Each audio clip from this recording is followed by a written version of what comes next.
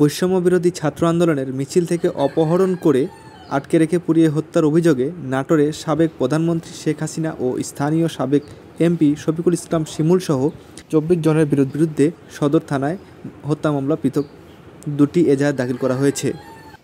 নিহত আন্দোলনকারী মিকাদ হোসেন খান আকিবের পিতা নাটোর জেলা জামাতের নায়েবে আমির অধ্যক্ষ দেলোয়ার হোসেন খান ও নিহত শরীফুল ইসলাম মোহনের বড় ভাই সাবেক ছাত্র শিবির নেতা এস.এম. সেলিম মাসুদ মঙ্গলবার দুপুরে এজাহার 2টি দাখিল করেন।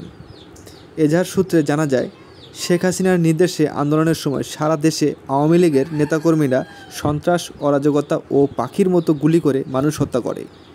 তার দায়িত্বহীন বক্তব্যের কারণেই আওয়ামী লীগ সরকারের পতনের দিন দুপুরে আসামিরা নাটোর শহরের ছায়াবানী মোড় এলাকা থেকে হত্যার উদ্দেশ্যে অপহরণ করে মিকাদ ও মোহন আরও কয়েকজন আন্দোলনকারীকে।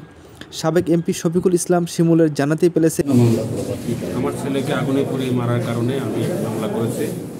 আমার ছেলে আমি 28শে জুলাই আমাকে থানা পুলিশ অ্যারেস্ট করে নিয়ে আসে এবং নিয়ে এসে বলে যে আপনি ছাত্র আন্দোলনের বৈষম্য বিরোধী ছাত্র আন্দোলনে আপনি ইন্ধন দিয়েছেন, ইন্ধনদাতা হিসেবে আপনাকে অ্যারেস্ট করা হবে।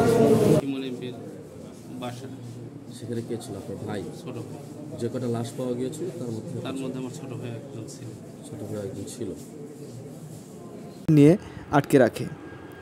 বিকালে সরকার পতনের খবর ছড়িয়ে পড়লে ছাত্র জনতা শিমুলের বাড়ির সামনে বিক্ষোভ শুরু করে।